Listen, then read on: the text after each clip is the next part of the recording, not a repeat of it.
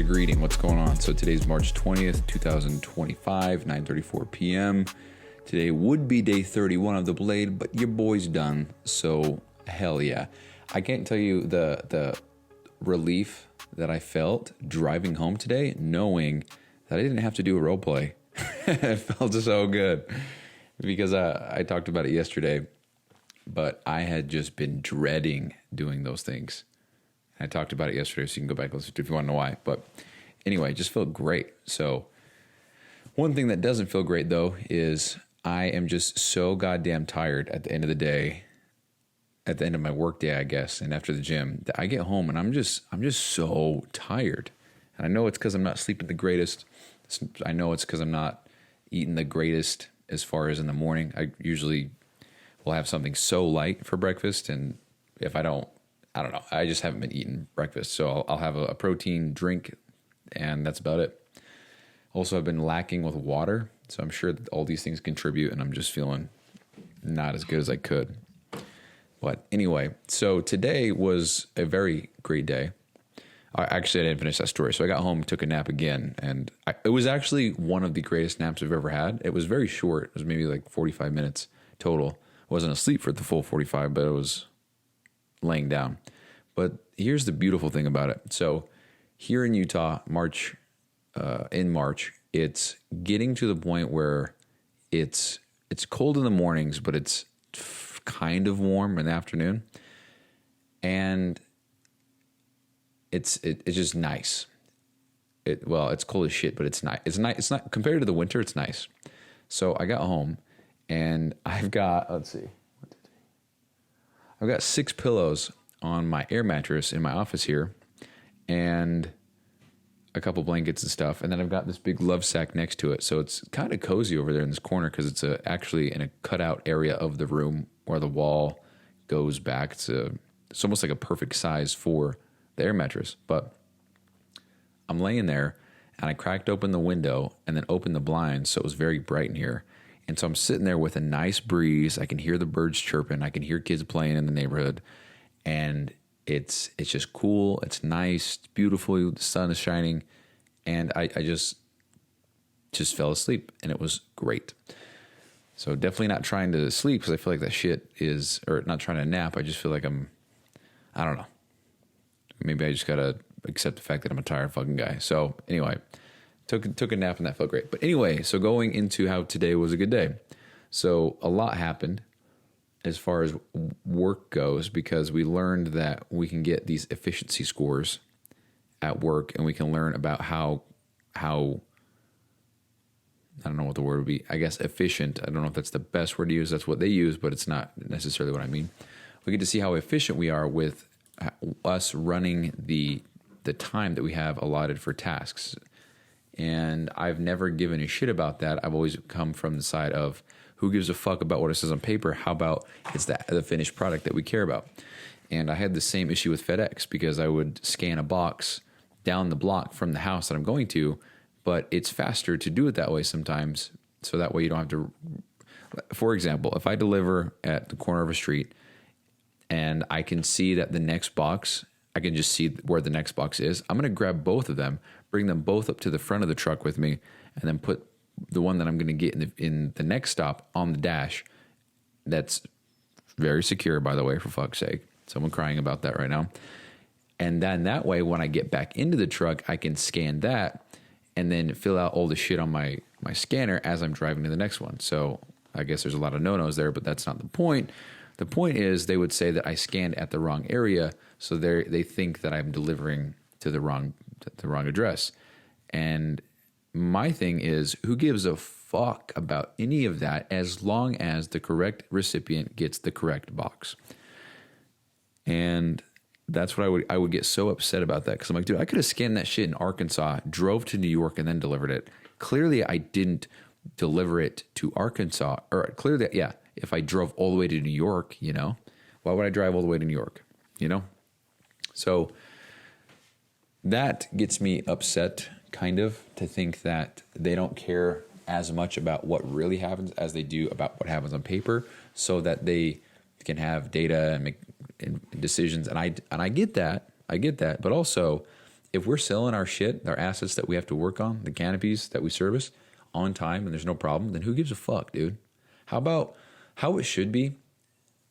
I don't even want to get into this, honestly, so never mind. It just should be different. It should be a whole different system. But anyway, found out that I could check my score. And so that really gamifies the whole thing for me. It's very exciting because that gives me the opportunity to actually prove myself in there and allows me to, I guess, showcase how well I am at my job. And whether or not I'm going to be there for much longer or not doesn't matter. It's just, that's exciting for me. I want to be able to prove and show that I'm hot shit in there, because I work with, and I don't even know if I want to get into that either. I just work with very lazy people.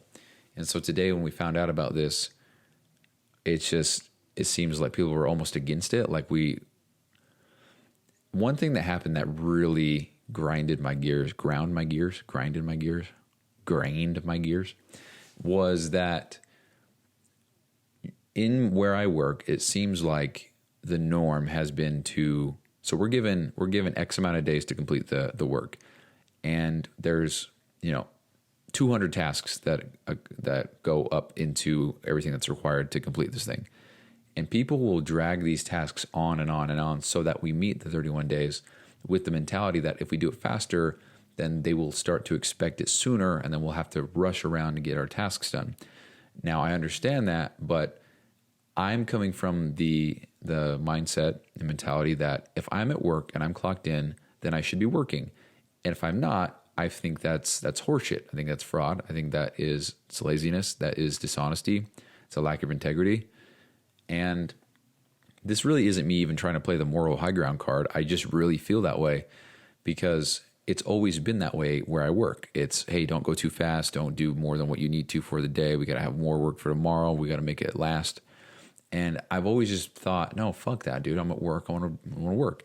And so today I pretty much got 100% confirmation to just do that. And there's no punishment for just working. And I've got people in the shop saying that I'm too fast.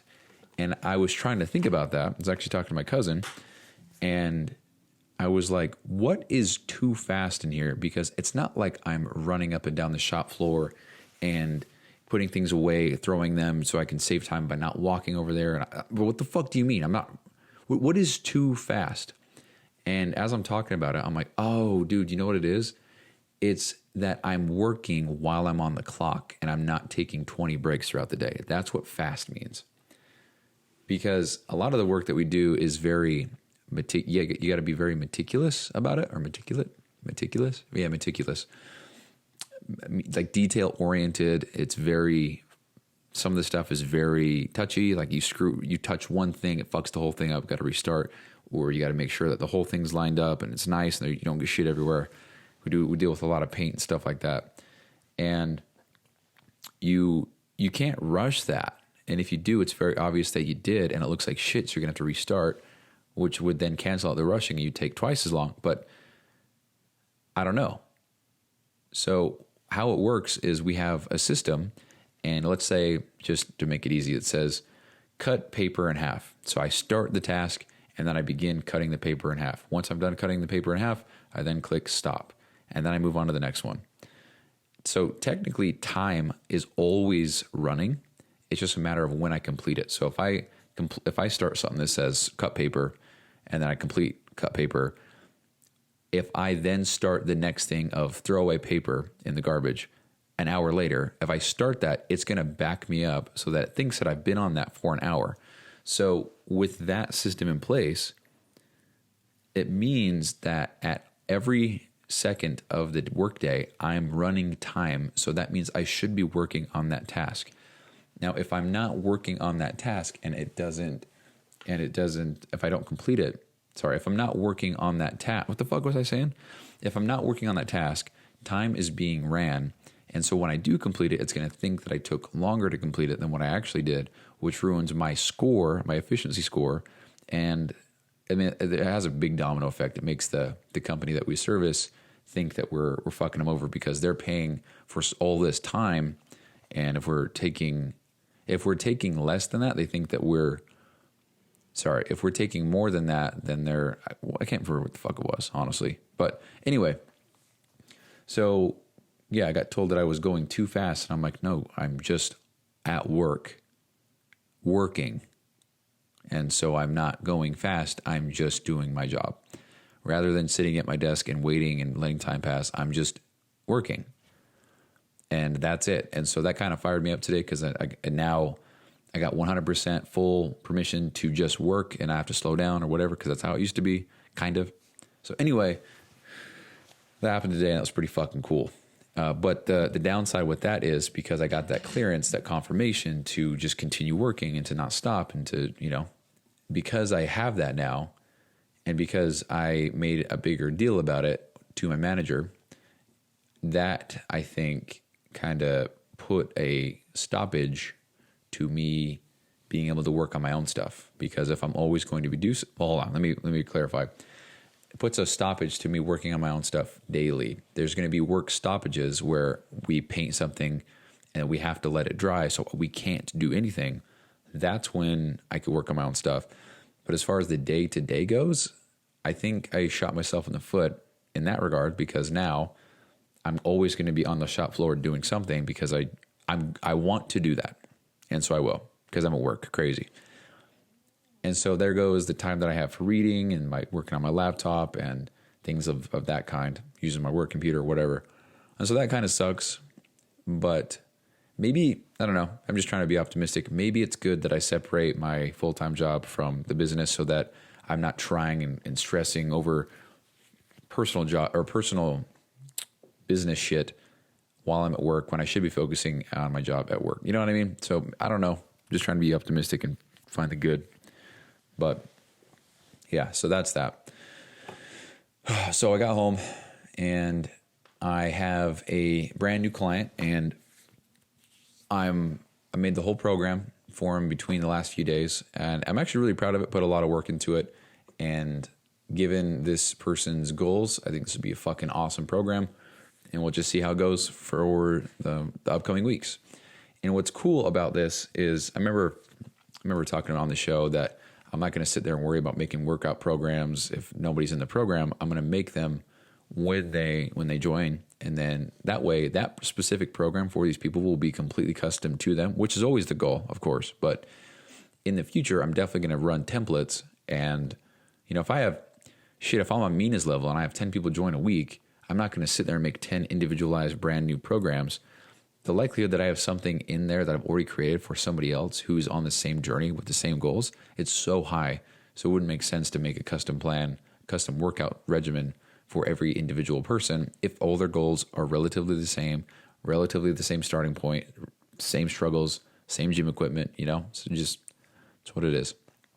But yeah, I got all the programming done for this client of mine. I got their entire calendar set up. I got all the tasks scheduled, got all the check-ins scheduled, got all this stuff. And it felt good because this person was asking some questions. I was able to answer it very quickly. And it felt good because these were questions I was like, oh, hell yeah, I can address this. I know it like the back of my hand. Here you go. This is what we're doing. And it just felt good because I just knew what I was doing, knew exactly what I was doing. And it was a really good feeling. And it's also a very good feeling to know that even though this was a very, very discounted rate, so rather than $250 a month, it's now $50 a month. So rather than that, rather than $250, it's now $50. And rather than it being a big high ticket paying client, it's only $50. But $50 is better than $0, and that's what I was currently at. But the thing that's more exciting is that there's another client in the program. I've got the one guy who got the scholarship offer, and then I've got this other guy who just joined, currently in the works with 4 other people. And to be honest, I think that I'll have to try really hard to get. I think one person will join with time, maybe another one, but all 4 of them, I don't know if all 4 will, but we'll see. Working on it. But what I'm going to do is put together a slide deck, very simple, very basic, and then send that to the people who are interested and just do sell by chat for this low ass ticket offer. If it's only $50 a month, That's fucking nothing, you know? So maybe I ought to up that to 100 at least. I don't know. I'm just going to roll with 50 because the goal and what I was trying to get at here is that I was able to use my software and I was able to make a program and I was able to assign it to a real person and I was able to communicate with them and I was able to assign them tasks and I was able to go into their plan, read their check-in form, see what they struggled with, what they need to work on, and then make a plan for them. And in doing so, it just builds the arsenal for future clients that join. And it's a great fucking feeling. And so I'm very excited about that. So hopefully when these 4 other people join, that'd be cool, which is kind of funny because these 5 people equate to what one normal client would cost or would provide, you know, so whatever. But the other thing that I did, I can't remember if I talked about it, but in the EverFit app that I have, we have a thing called the on-demand tab, which I've renamed to the Vault. I know I've talked about it on the show a while ago, but it's got resource collection. So I was able to put everything from my Dropbox folders into the resource collections here, which means that the clients that are in the app now, they don't have to go and click another link. They can see everything that they need all in one tab. And it's very cool. So for example, in the nutrition tab, you click that and it's got the 9-step, hour-and-a-half long training for nutrition, how to make your own meal plan, multiple meal plans, how to adjust, all that stuff. And then in the same tab, we have 8 macronutrient cheat sheets. And it's just a plethora of knowledge in here. And it's so fucking cool. And they don't have to click anything. It's just all in the app. It's very cool. Very happy with this. And honestly, it looks like shit because there's no cover art photos. There's nothing like that. For what the fuck is this? I'm learning new things here. What the hell is this? Labels help you organize your workouts for clients. Oh, I see. On-demand workouts. Add a new workout. Regular workout. What the hell? The more you know, huh? Well, anyway. So, yeah, I'm pretty pumped about that. I'm pretty pumped to offer this service and have it be good. You know, oh, that's what I was going. Sorry, fuck. It looks like shit because there's no cover art. Everything's kind of everywhere. It's, you know, it could be better organized, I guess, could have different things. But I'm just very proud that I just did it. And now it's in there and all the information that a client would need is there. Most of it anyway. I'm still working on it. But it's cool because there was no paralysis by analysis there. I just did it. The other cool thing was yesterday, I told this new client of mine, hey, your program and everything is going to be done by tomorrow. And truthfully, yesterday, that was pushing it because I had to make the full workout program. I had to figure out the macros, which that's quick. But trying to organize, get everything ready for this client so that everything was as good as possible as it could be for them when they joined. I just wanted them to get the full experience. I know this person in real life, and I told him, hey, dude, in the app, I'm the coach. I'm the coach. And fucking these goddamn role plays. But I said, hey, I'm the coach in the app, so I'm gonna try to keep it that way. So, you know, if anything outside of this, just text me. You know, so when we text, it's like just buddies. In the app, though, I just want to keep it 100%, well, 99%. I think is what I said. 99% me being the coach, him being the actual client, so that way he can get the full experience and not just have half-assed bullshit because we know each other, you know?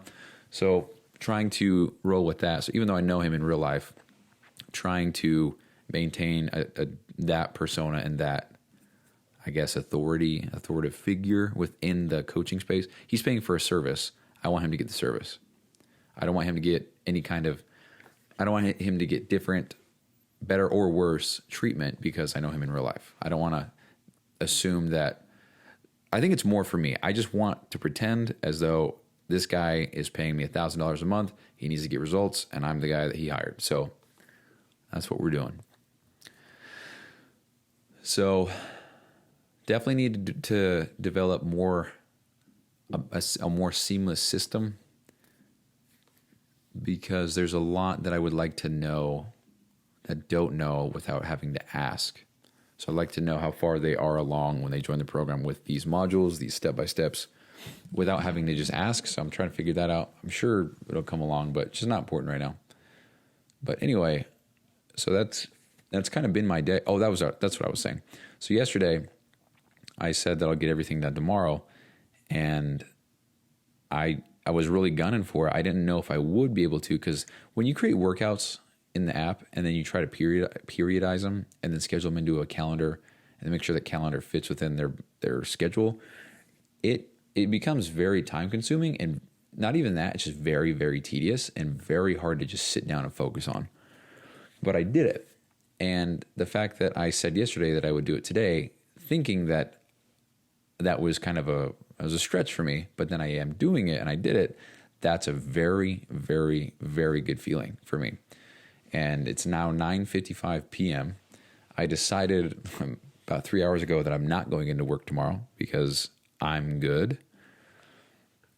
Then I decided I wasn't going into work, so kind of just accepted the fact that I could grind this out and then do my thing. And here's the other cool thing. Tomorrow, I don't have to wake up at 5. I don't have to. And for the first time in 32 days, I'm going to just sleep the fuck in.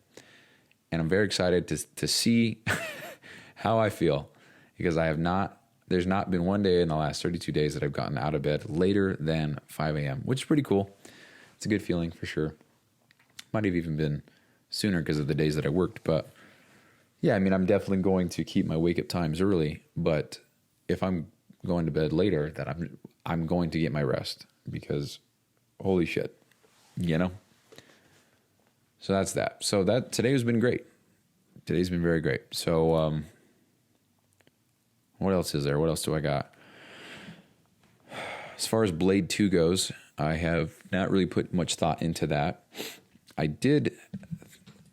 So one thing, I was talking with Lexi. We both want to do the same purge together, which I said, okay, no gossip, complaining, or talking shit. Just none of that. Because where I think about that is like, I feel like that's almost a character degrader. I feel like when I'm sitting there participating in the gossip or the drama or the whatever of work or with family or whatever, I just feel like that degrades my character, because why do I feel like that's okay to lower or to participate in conversation that doesn't benefit anybody, but it allows people to talk ill on one another and spread misinformation for the sake of entertainment and a good time in the moment? You know, I don't even feel like I'm trying to come across as like, oh, I don't do that because I'm above that. But like, I mean, kind of, I don't want to do that. I because I've been thinking about it, when I'm at work and I'm just talking with coworkers or whatever, I often find that what I'm about to say isn't really a productive thing to say, and it doesn't benefit anybody. And it's almost like, I don't know. It's just, I don't know.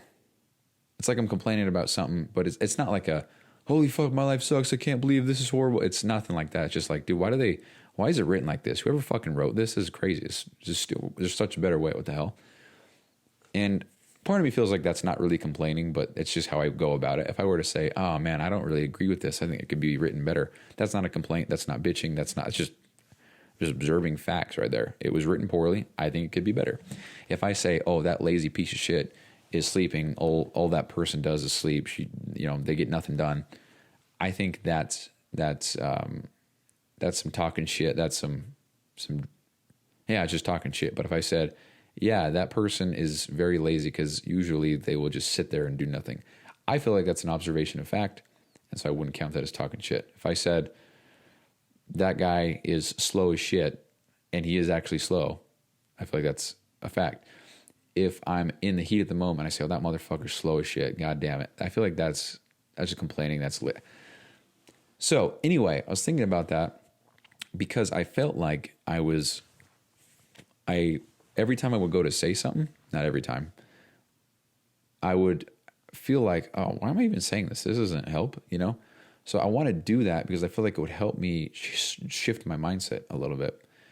And then the other part of me really wants to make it so that when I'm working, when I get home, that I set shift hours and I cannot deviate from those shift hours no matter what. So if I say that I'm going to get home, and from 4:30 to 6:30, I work. Period. If I'm not working, then I restart. And then maybe from 7:30 to I don't know, 4:30 to 6:30, and then 7 to 8. I don't know. The point is no phone, no distractions, whatever. Put my phone in a different room or whatever I got to do to stay focused, because I think that is a huge detriment to the success that I will have now, is just the ability to stay focused. Or not even the shift work hours thing, but just more like when I'm working, no phone, period, or no apps or no certain whatever. So I'm not sure what to do. Pretty sure it's going to be the gossip, no drama bullshit. But yeah, and then the oath is going to be the social media for sure. So with the oath, I wanted to post 3 times a day, which is a shit ton. It's going to be quite a stretch for me to do, but I'll do it. But the other thing, and I'm just going to go ahead and yawn right now. Oh, fuck, dude, I'm tired. The other thing, what was I saying? Oh, so I was going to say that the crucible would be to post on my Instagram story talking. But I think more about what I should do is to, and I don't want to say this out loud because I feel like I have to commit to it, and I don't want to, but I know that I need to, is actually recording myself in front of people. And I would figure out the rules for that, but I think it would be either to do a live or to literally hold my phone in front of my face and record myself talking in public. So if that means I have to go to the grocery store to then whip up my phone and talk and get over that fear, then that's what it means. If it means that I have to walk in front of the dumbbells and whip my phone out and be like, what's up, guys? So today we're going to be doing a chest workout, that just so I can get over that fear, because that shit is, dude, I would rather take truthfully, right this very second, I think I'd rather take an ice bath than, walk into any public facility and hold my phone out and be like, what's going on, guys? So today's Monday, we're doing a vlog style video.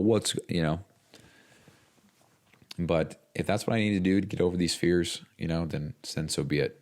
Again, one of those things, am I really going to let the fear of talking in public, what was I going to say? Am I really going to let the fear of talking in public hold me back from making a living that can support generations to come in this family? If I'm Mina and I'm making $50,000 a month, and I'm sure he's got a lot of overhead because he's got employees and shit. Let's just say it's $15,000 a month.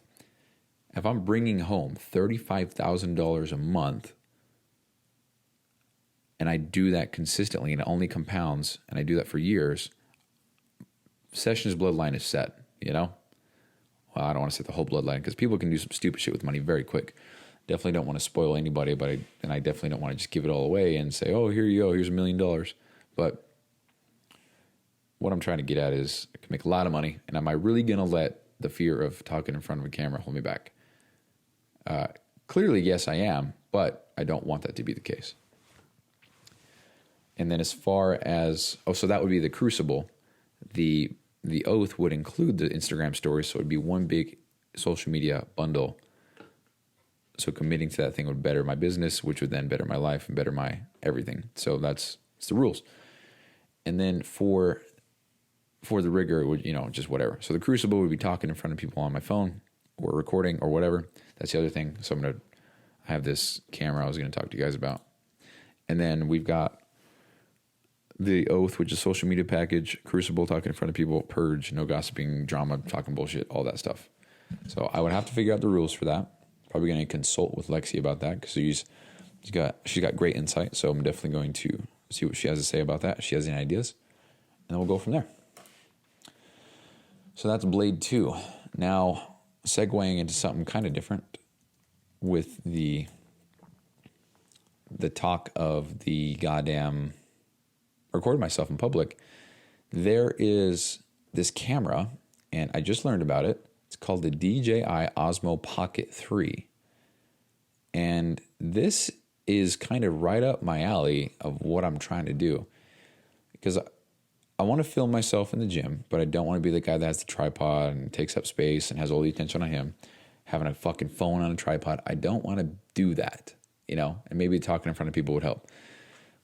But part of me is thinking that it's inconsiderate and I'm, you know, whatever. Other part of me is just insecure as fuck. No way I would do that. But there's this camera. It's called the DJI Osmo Pocket 3.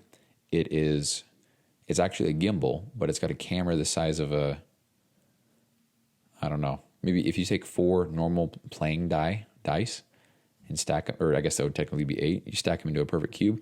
It's about the size of that, it seems. And yeah, I'm looking at this thing here. And it's a gimbal and it's handheld. It fits in your pocket. It's called the Pocket 3.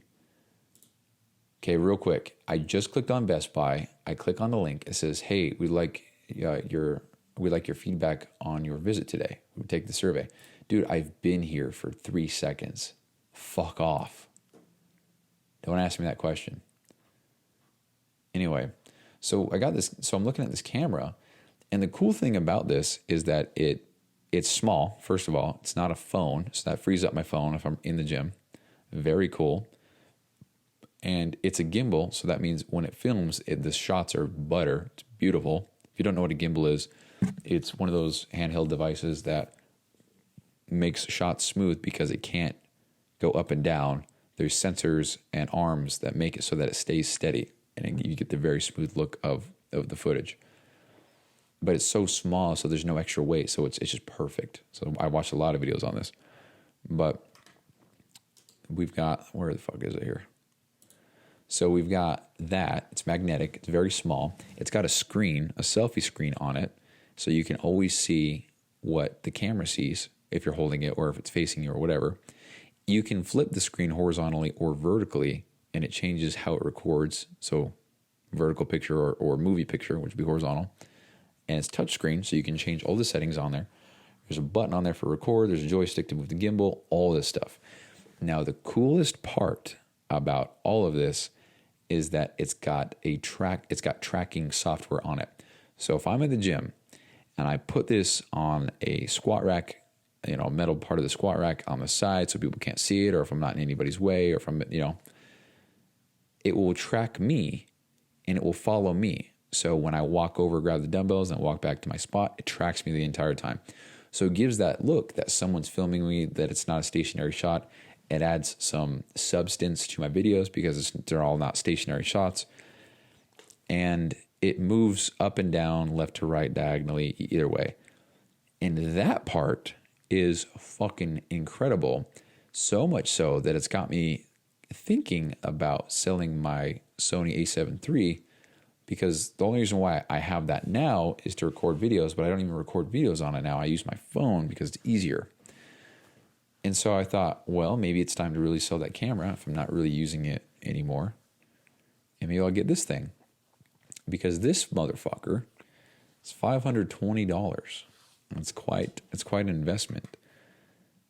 That's for the normal thing. If I get the creator combo, it's almost $700.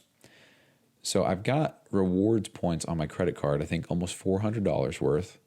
I've just been saving it up. And then I've also got some Christmas money that I forgot to deposit. And so that right there is about $500. So it, you know, out of my own pocket, it would probably be about $20, which is why it's extra enticing. But the other part of me is like, I can't even film myself in the gym as is. What makes me think that this $500 camera will change everything? And, you know, I try to be real here, but I really do think that because this is not a phone, it's very small, and because it can track me, and because it's very obviously a camera, I think that might actually be of benefit, because it's not like I'm trying to be secretive. It's like, yeah, this is a fucking camera. Yes, it's right here. Yes, I'm filming myself. I feel like with my phone, I'm always trying to hide it and stuff. But with this, I could just put it wherever. Yeah, I don't know. And just kind of what I'm thinking. There's a sample photos. There's this, I don't know, 8-year-old girl holding the camera, and both of her tiny hands are wrapped around it. And it's I don't know, it's like a TV remote damn near. It's so small. You can get different attachments. It is so small. You can get different attachments. It's just very cool. So anyway, all that to say, probably an investment I'm going to make in the near future because I think this is fucking cool. It also it records in 4K, which is crazy because the camera's like as big as a dice, like a lid to a Gatorade, not even that. And what's a medium? A lid to a, let's think, a lid to a bigger size Coke bottle, those 24 ounces, not the 19.6 or maybe it's a 28, I don't know. The bigger bottles, but not the liters. Anyway, tiny. And it records in 4K, and it's got, I'm not a huge camera nut. It used to be, I feel like, but it's got whatever the thing is called, the sensor, the 1-inch sensor. So that means that, don't know what it means. I know it provides a nice crisp shot with a blurry background, gives that bokeh effect, which is awesome. That combined with tracking, it'll track me in the gym. I don't know, that's just fucking insane. Not to mention it's tiny and it's magnetic. So gym is the perfect place for it, So anyway, definitely going to look into that in the future. And we'll go from there. But part of me feels like I need to get over this fear of talking in front of people and recording and stuff like that before I spend $500 on a camera. But other part of me also genuinely feels like this would help me. So I don't know. But anyway, I think that's all I got today, guys. So that's it. I think that's it. Let's double check. We got anything else in the podcast topics here? No, we're done. All right. Well, fuck. That's it, guys. Thank you so much for listening, and I'll see you tomorrow. Bye-bye. That's it for today. If you got some sort of value or you were entertained, please consider leaving a rating on the platform that you're listening on. It helps a ton. If you are looking for a more polished version of this show, you can check out the Allegiant Excellence podcast, where I go deep into mindset, discipline, fitness, and personal development as a man. And don't forget to check out the links below and read the description. There are sometimes things written there that didn't quite make it on the episode. So thank you so much for your ongoing support in a guy that has massive ambition but nothing to show for it quite yet. And as always, thank you for taking time out of your day to listen and support. I'll see you tomorrow.